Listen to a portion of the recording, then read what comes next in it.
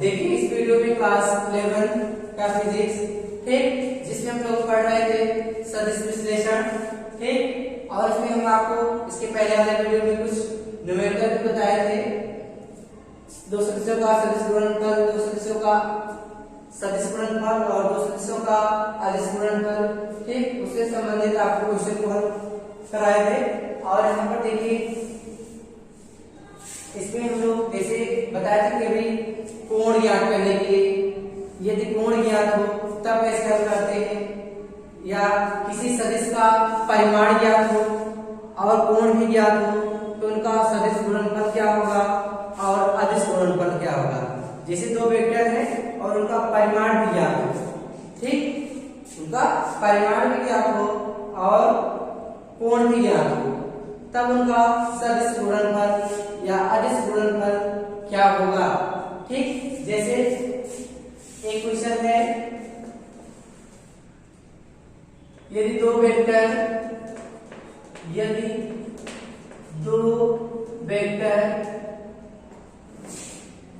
यदि दो सदिश या वेक्टर और ए और बी हैं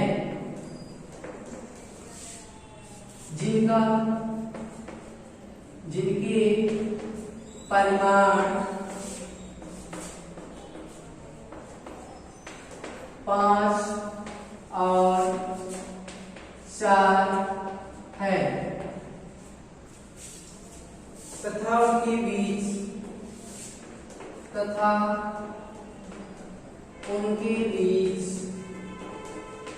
बना कोण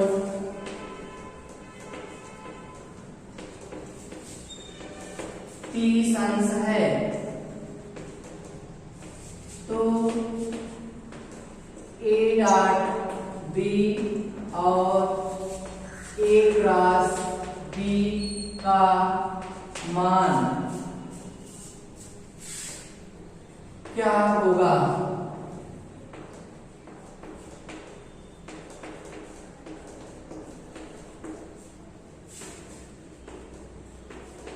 दो वेक्टर ए और बी हैं जिनके परिमाण 5 और 4 हैं तथा उनके बीच बना कोण 30 अंश है, तो ए डॉट बी और ए क्रॉस बी मतलब दो सदिशों का अदिश गुणनफल और दो सदिशों का सदिश गुणनफल क्या होगा। तो दो सदिशों का अदिश गुणनफल जब बताते हैं तो उनका मान क्या होता है, वह उनके सदिशों के परिमाणों तथा उनके बीच बने कोण कोज्या के गुणनफल के बराबर होता है।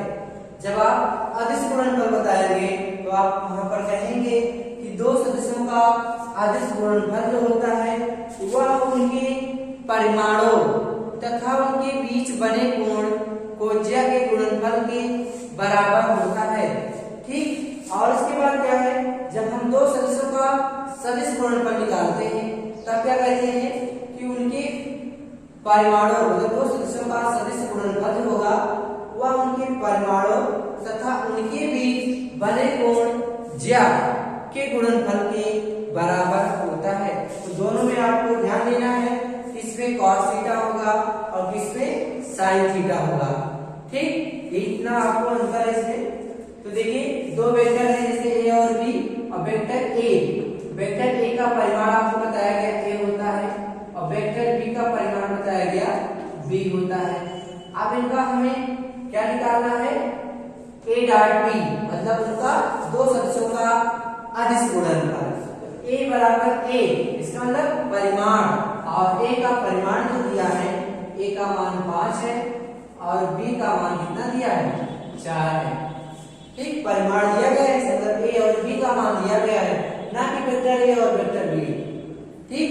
उनके परिमाण दिए गए हैं ए और बी का मान, और उनके बीच कोण थीटा का मान दिया है 30 अंश, ठीक। तो सबसे पहले हम निकालते हैं उनका अदिश गुणनफल। तो अदिश गुणनफल में क्या होता है, अदिश गुणनफल मतलब ए डॉट बी बराबर होगा a b cos theta a b cos theta यहां से निकाला जाएगा। तो vector a dot vector b, a का मान 5 है, बी का मान 4 और cos 30 अंश। ठीक, तो ए डॉट बी बराबर 5 और 20 cos 30 अंश। cos 30 अंश का मान हो जाएगा √3/2। ठीक, 2 से इसको सरल कर देते हैं, आ जाएगा 10। तो vector a dot vector b बराबर आ गया 10√3। 10√3। ठीक, ए डॉट बी का मान निकालेंगे और ए क्रॉस बी इसका मतलब क्या है, वो सदिश गुणनफल है। ठीक, दो सदिशों का सदिश गुणनफल है। ठीक, तो सदिश गुणनफल ए क्रॉस बी, सदिश गुणनफल ए क्रॉस बी और यह किसके बराबर होगा, ए बी साइन थीटा के। क्योंकि यहाँ पर सदिश गुणनफल है, तो सदिश गुणनफल में क्या होता है, दो सदिशों का सदिश गुणनफल क्या होता है, उनके बीच बने कोण मतलब उनके परिमाणों और उनके बीच बने कोण ज्या के गुणनफल के बराबर होता है। तो a क्रॉस b बराबर ए बी का मान देखिए 5 गुणे 4 और साइन 30 अंश हो जाएगा यहाँ पर।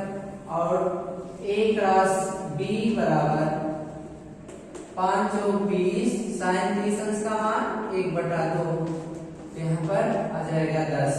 तो a क्रॉस b का मान आ जाएगा 10 मात्र। ठीक, तो इस तरह से निकालते हैं, इन क्वेश्चनों को हल करते हैं। ठीक, और एक क्वेश्चन देखते हैं।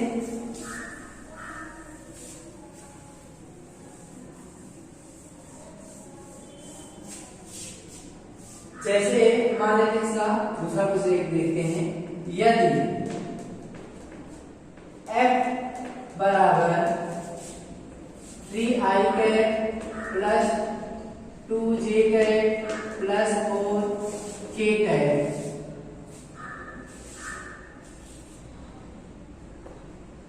किसी कण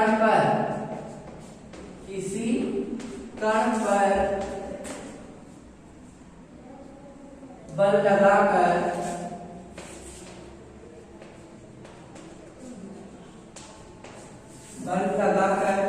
उसे s बराबर 5i caret plus 2j caret plus 3k caret विस्थापित किया जाता है। दूरी विस्थापित किया जाता है, विस्थापित किया जाता है। तो किया गया कार्य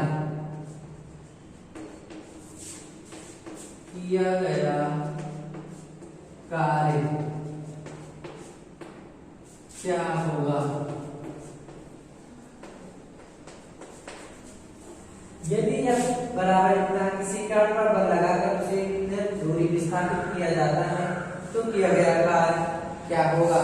जैसे कि आप जानते हैं W बराबर आपको बताया गया है F इंटू S।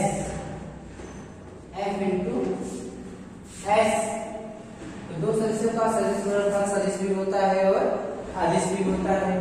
आपको यहाँ बताया गया W बराबर F इंटू S। तो वेक्टर F और वेक्टर S का मान दिया गया है, दोनों को क्या करते हैं, गुणा कर देते हैं। तो W बराबर F का मान दिया है 3i cap plus 2j cap plus 4k cap dot 5i cap plus 2j cap plus 3k cap.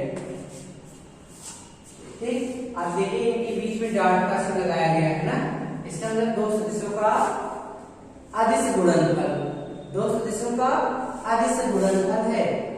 ठीक, ध्यान देंगे यहाँ पर W बराबर यहाँ पर क्या लिखेंगे 3 का इसमें गुणा करेंगे तो 5 तिहाई 15 क्या लिख सकते हैं, हाँ 5 तिहाई 15 आई कैट डॉट आई कैट। देखिए यहाँ पर क्रॉस का चिन्ह नहीं लगा रहे हैं हम, क्योंकि यहाँ पर F इंटू S लिखा गया है डॉट S। इसका मतलब दो सदिशों का अदिश गुणनफल, दो सदिशों का अदिश गुणनफल जो होता है वह अदिश ही प्राप्त होता है। तो कार्य कैसी राशि है, अदिश। ठीक, तो F 5 तिहाई 15 आई डॉट आई फिर plus 3 Guna 6 I dot J फिर प्लस 3 3 का 9 आई डॉट के फिर प्लस इससे करते हैं 5 गुना 10 जे डॉट आई फिर प्लस 2 गुना 4 जे डॉट जे फिर प्लस 2 तिहाई 6 जे डॉट के फिर इसके बाद प्लस 5 चौक 20 के डॉट आई प्लस 8 के डॉट जे फिर प्लस 4 तिहाई 12 के डॉट के। ठीक, आपको बताया गया कि दो सदिशों का जब अदिश गुणनफल करते हैं और उसमें दो प्रतिबंध आपको बताए गए थे, आई डॉट आई का मान क्या होगा और आई डॉट जे का मान क्या होगा। ये दोनों समान सदिश हैं। ठीक, ये दोनों एकांक सदिश एक ही है, तो उनका मान वहां पर क्या होता है, एक। ठीक, तो यहाँ पर आई डॉट आई का मान क्या हो जाएगा, एक, और आई डॉट जे का मान हो जाएगा वहां पर 0।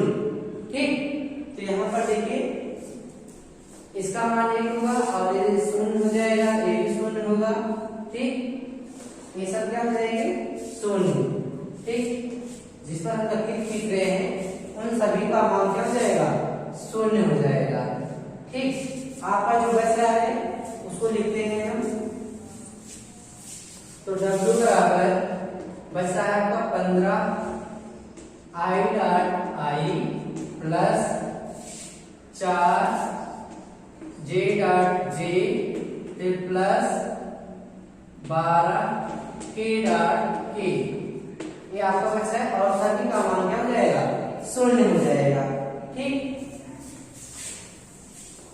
तो W बराबर 15 आई डॉट आई का मान 1 होता है, जे डॉट जे का मान 1, के डॉट के का मान 1, 15 4 9 और यहाँ पर कितना है 12।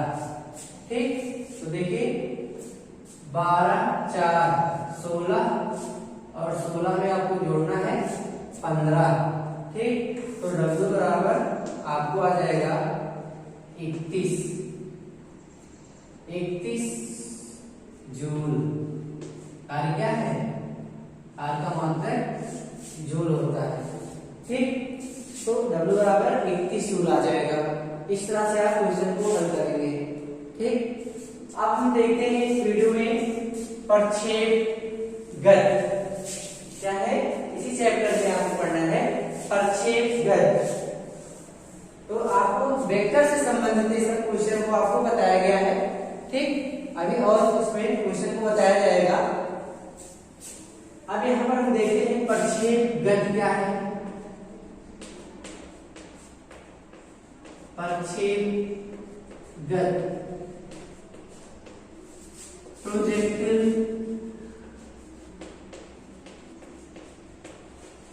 मोशन।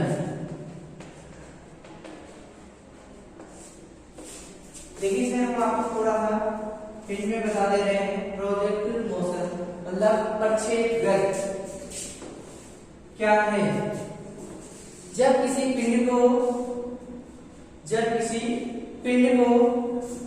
पृथ्वी के गुरुत्वीय क्षेत्र में, जब किसी पिंड को पृथ्वी के गुरुत्वीय क्षेत्र में ऊर्ध्वाधर दिशा से भिन्न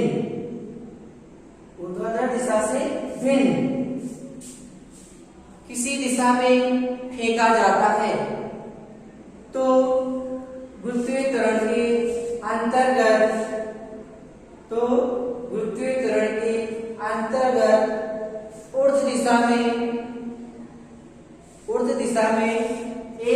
वक्र पथ पर गति करता है, वक्र पथ पर गति करता है, तो पिंड की इस गति को प्रक्षेप गति कहते हैं।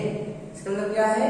जब किसी पिंड को पृथ्वी के गुरुत्वीय क्षेत्र से ऊर्ध्वाधर दिशा से भिन्न दिशा में फेंका जाता है, तो गुरुत्वीय त्वरण के अंतर्गत वह एक वक्र पथ पर गति करता है, तो वक्र पथ के पथ को कहा जाता है प्रक्षेप गति। देखिए क्या कहा जा रहा है कि जैसे एक कोई मान लेते हैं पृथ्वी का सतह है और पृथ्वी की सतह मतलब एक ऊर्ध्व दिशा है, ठीक, और इसको कहा जाता है क्षैतिज दिशा, इसको ऊर्ध्वाधर कहा जाएगा, ऊर्ध्वाधर, और इसको कहा जाता है क्षैतिज, इसको कहा जाएगा क्षैतिज। जब किसी पिंड को ऊर्ध्वाधर दिशा से थोड़ा भिन्न फेंका जाता है, ठीक, जैसे सीधा ना फेंक कर हम क्या करते हैं, ऐसे फेंकते हैं, ठीक, तो इस प्रकार के पथ को कहा जाता है प्रक्षेप गति, ठीक। मतलब क्या करेंगे कि जब हम किसी पिंड को पृथ्वी के गुरुत्वीय क्षेत्र में, जहाँ पर गुरुत्वीय क्षेत्र है, जहाँ पर गुरुत्व त्वरण लगता है, पृथ्वी के जिस स्थान पर जहाँ पर हम वस्तु को फेंक रहे हैं, ठीक, जब किसी पिंड को पृथ्वी के गुरुत्वीय क्षेत्र में ऊर्ध्वाधर दिशा से थोड़ा भिन्न फेंका जाता है, तो गुरुत्वीय त्वरण के अंतर्गत एक वक्र पथ पर गति करता है, एक वक्र पथ पर गति करता है, तो इस प्रकार की गति को प्रक्षेप गति कहते हैं, प्रक्षेप गति कहते हैं। और पिंड की मतलब प्रक्षेप गति के द्वारा तय किए गए पथ को प्रक्षेप पथ कहा जाता है, प्रक्षेप गति के दौरान तय किए गए पथ को कहा जाता है प्रक्षेप पथ, मतलब इस वक्राकार पथ को कहा जाता है प्रक्षेप पथ भी कहा जाता है, और इस पर जो गति करता है उसको कहा जाता है प्रक्षेप गति, और इस वक्राकार पथ को कहा जाएगा प्रक्षेप पथ, ठीक। और इसमें पूछा जाता है प्रक्षेप का उड्डयन काल, प्रक्षेप का उड्डयन काल, तो प्रक्षेप का उड्डयन काल का मतलब है जैसे हम किसी वस्तु को ऊर्ध्व दिशा से थोड़ा भिन्न फेंकते हैं, तो धीरे धीरे फिर पृथ्वी की सतह पर ही वापस लौट आता है, ठीक। इसका मतलब प्रक्षेप का उड्डयन काल, उड्डयन काल मतलब समय पूछा जा रहा है, उड्डयन मतलब उड़कर कह सकते हैं। तो जब हम किसी पिंड को प्रक्षेप के दौरान फेंकते हैं, प्रक्षेप गति के दौरान वह पिंड पृथ्वी की सतह पर आ जाता है, मतलब जब कोई पिंड प्रक्षेप गति के दौरान पृथ्वी तक वापस लौट आता है, जितने समय में वह वस्तु प्रक्षेप गति के दौरान पृथ्वी की सतह पर वापस आ जाता है, तो उनके बीच जो समय लगता है उन्हीं को कहा जाता है उड्डयन काल। जैसे हम किसी वस्तु को फेंक रहे हैं और वह वस्तु प्रक्षेप गति करते हुए वह पुनः पृथ्वी की सतह पर वापस आ जाता है, तब इस पथ को कहा, तो इनके बीच जो समय लगता है उनको कहा जाता है प्रक्षेप का उड्डयन काल। यदि उसको टी समय जाने में लग रहा है और टी समय आने में लग रहा है, तो प्रक्षेप का जो उड्डयन काल होगा वह 2t हो जाएगा, दोनों जुड़ जाएगा, ठीक। ये आपका था प्रक्षेप का उड्डयन काल। इसके बाद इसमें पूछा जाता है प्रक्षेप की ऊंचाई, महत्तम ऊंचाई, प्रक्षेप की महत्तम ऊंचाई मतलब जब पिंड प्रक्षेप गति करते हुए जिस अधिकतम ऊंचाई तक पहुंच जाता है, उस बिंदु को ही कहा जाता है, उस बिंदु तक कहा जाता है उसका प्रक्षेप ऊंचाई। मतलब जब कोई पिंड गति करते हुए, प्रक्षेप गति करते हुए उच्चतम बिंदु पर पहुंचता है, तो उस बिंदु पर पिंड की महत्तम ऊंचाई कहलाती है।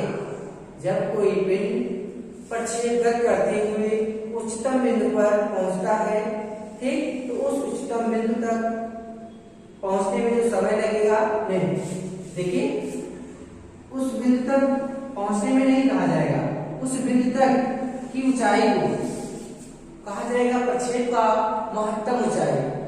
प्रक्षेप करते समय उसके उच्चतम बिंदु की ऊंचाई ही कहलाती है प्रक्षेप का महत्तम ऊंचाई। देखिए जैसे यहां से जब फेंका जाता है तो मान लेते इस बिंदु तक इसकी क्या होगी, ये महत्तम ऊंचाई होगी। फिर उसके बाद क्या होता है, धीरे धीरे पृथ्वी की सतह पर नीचे लौटने लगता है। ठीक, इसी बिंदु तक ही कहा जाएगा उस वस्तु का, कण का महत्तम ऊंचाई। ठीक, ये है आपका महत्तम ऊंचाई। तो देखिए इसमें हम लोग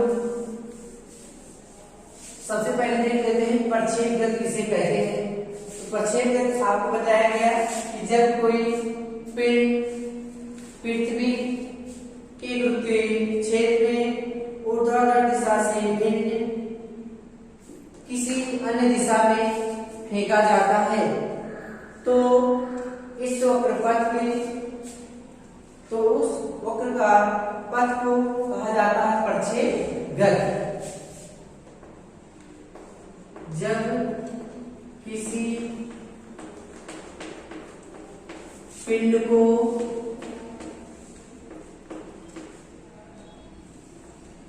पृथ्वी के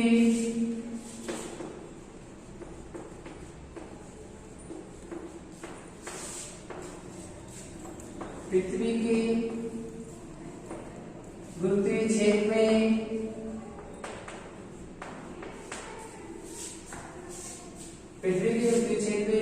ऊर्ध्वाधर दिशा से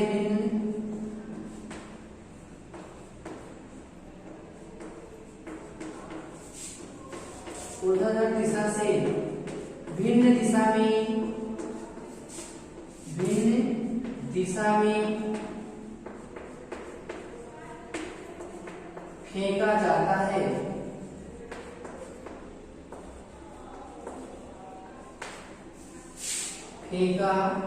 जाता है तो गुरुत्वीय त्वरण के अंतर्गत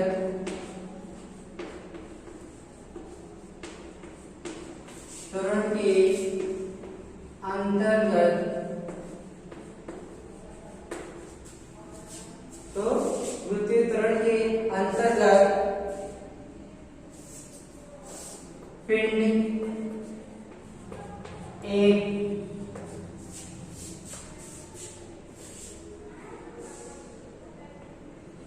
वक्र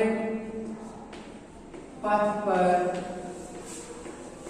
गति करता है।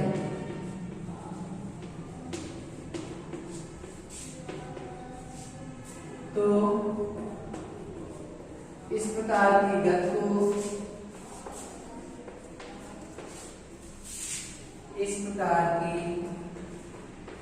को प्रक्षेप गति कहते हैं। प्रक्षेप गति कहते हैं। और जब कहा जाएगा प्रक्षेप पथ तो उस वक्राकार पथ को कहा जाएगा प्रक्षेप पथ। प्रक्षेप पथ किसे कहेंगे, उस वक्राकार पथ को कहा जाएगा प्रक्षेप पथ। और फेंके गए पिंड को कहा जाता है प्रक्षेप। अगर प्रक्षेप पूछा जाता है तो जो हम पिंड को फेंकते हैं वक्राकार पथ के रूप में, उसी को कहा जाएगा प्रक्षेप। तो फेंके गए पिंड को प्रक्षेप कहते हैं और वक्राकार पथ को कहा जाएगा प्रक्षेप पथ। ठीक, जैसे आप उदाहरण के तौर पर कह सकते हैं कि छत से फेंके गए किसी पिंड की गति, छत से नीचे की तरफ फेंकने में किसी पिंड की गति। जब आप छत से किसी पिंड को फेंकते हैं, गिराने के लिए नहीं करते, फेंकने के लिए। ठीक, जब आप छत से किसी पिंड को ऊपर फेंकते हैं तब उसे कहा जाता है प्रक्षेप गति। या आप कह सकते हैं तोप से छूटे गोली की गति। तोप से छूटे गोली की गति। जब तो मतलब बंदूक से जब गोली निकलती है तो वह भी एक वक्र पथ की तरह गति करता है। जैसे वह यहाँ से जब गोली निकलती है तो धीरे धीरे क्या होता है, वह पृथ्वी की सतह पर ही आ जाता है और इस प्रकार वह एक वक्राकार पथ बना लेता है। ठीक, और एक कह सकते हैं। बल्ले से गेंद को मारने की गति, आप बल्ले से जब गेंद को मारते हैं वो भी वक्राकार पथ ही बना लेता है, ठीक। और एक होता है भाला फेंकने की, जो भाला फेंकते नहीं है तो भाला फेंकने में भाले की गति, ठीक, वो भी क्या कहलाता है, प्रक्षेप गति का ही उदाहरण है, ठीक।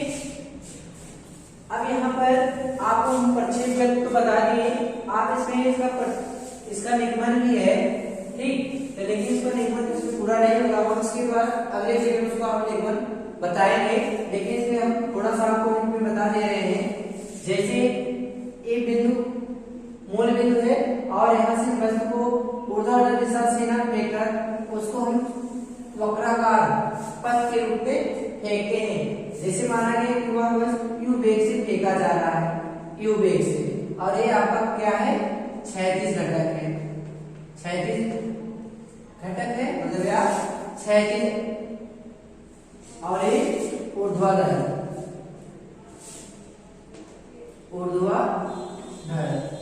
ठीक। तो क्षैतिज को दिखाते हैं एक्स अक्ष और ऊर्ध्वाधर को दिखाते हैं वाई अक्ष, और यहाँ पर मूल बिंदु मान लेते हैं। मूल बिंदु O से हम किसी वस्तु को यू वेग से फेंक रहे हैं, ठीक, तो यू वेग से जब फेंकते हैं तो वह दो घटकों में विभाजित हो जाता है, जैसा कि आपको वेक्टर में बताया गया था। यू वेग से जब फेंकते हैं तो वह दो घटकों में विभाजित हो जाता है, एक क्षैतिज में और एक ऊर्ध्व में। तो जो क्षैतिज घटक होता है वह यू cos थीटा, क्या होगा, यू cos थीटा। तो देखिए इसको हम लिखते हैं यू cos थीटा और इसको लिखते हैं यू sin थीटा। यह यू जो होगा वह दो घटकों में विभाजित हो जाता है, ऐसे देखिए, ऐसे इसको मिला देते हैं। अगर देखिए थीटा कौन बना रहा है, तो थीटा अगर बनाएगा यहाँ से निकाल देते हैं, cos थीटा बराबर होता है आधार बटे कर्ण, इसका मान हम निकाल देंगे कि cos थीटा ही आएगा, ठीक। यहाँ से देखिए ये आपका एक त्रिभुज के रूप में बन जाएगा, और यहाँ से अगर इसका मान हम निकालना चाहें तो निकाल सकते हैं यहाँ से, ठीक। इसका मान आएगा आधार बटे कर्ण, cos थीटा बराबर होता है आधार बटे कर्ण, तो आधार हमारा a होगा, कर्ण हमारा a होगा। तो यहाँ से देखिए इसका कोई और नाम देते हैं। देखिए बच्चों सिर्फ आपको फिगर बता दे रहे हैं, इसका निगमन हम अगले वीडियो में आपको बताएंगे। जैसे क्षैतिज घटक है, ऊर्ध्व घटक है, हम यू वेग से जब फेंकते हैं तो हमारा यू जो होता है वह दो घटकों में विभाजित हो जाता है, क्षैतिज घटक में cos थीटा और ऊर्ध्व घटक में sin थीटा। ऐसे ऐसे धीरे धीरे अगर उच्चतम बिंदु पर पहुंचता है उस समय वो वेग जो होता है u, वो क्या होता है, v के समांतर हो जाता है। उच्चतम बिंदु पर उसका वेग मान लेते हैं v है, और उस समय उसका वेग मान लेते हैं v बराबर हो जाएगा vx की, क्योंकि वह x अक्ष में चल रहा है। और यहाँ पर ठीक ऊर्ध्व दिशा में फिर नीचे की तरफ जब आएगा तो ऐसे करते हुए, ठीक, और ये आपका हो जाएगा क्षैतिज घटक और ये हो जाएगा आपका ऊर्ध्व घटक। ऐसे ऐसे धीरे धीरे लास्ट में वो पृथ्वी की सतह पर आ जाता है, ठीक। और जब पृथ्वी की सतह पर आ जाता है तो vx जो होता है वह ux के बराबर हो जाता है, मतलब क्षैतिज घटक को पहले यहाँ पर u माना गया था, ux। तो जब वह पृथ्वी की सतह पर पहुंचता है तो उस समय जो वेग होता है वह क्षैतिज घटक के बाद उच्चतम बिंदु पर v बराबर vx हो जाता है। फिर जैसे जैसे वो नीचे आता है तो vx जो रहता है वो लास्ट में ux के बराबर हो जाता है, ठीक। और यहाँ पर देखिए क्षैतिज घटक आपका है, मतलब ये u, और ये क्या है आपका ऊर्ध्व घटक, ठीक। फिर धीरे धीरे ये क्या होगा आगे की तरफ, ये क्षैतिज घटक का आपका ये आपका है क्षैतिज घटक, ठीक। फिर ऐसे से धीरे धीरे जब आएगा तो ये क्षैतिज घटक इस तरफ हो जाएगा, ठीक। ये आपका था फिगर, इस तरह से बनेगा, और ये इसी को कहा जाता है महत्तम ऊंचाई, ठीक, इसको कहा जाएगा महत्तम ऊंचाई। और यहाँ से यहाँ तक जो दूरी होगी उसको कहा जाता है क्षैतिज परास, ठीक। तो इसका निगमन हम अगले वीडियो में बताएंगे, ठीक। तब तक के लिए धन्यवाद।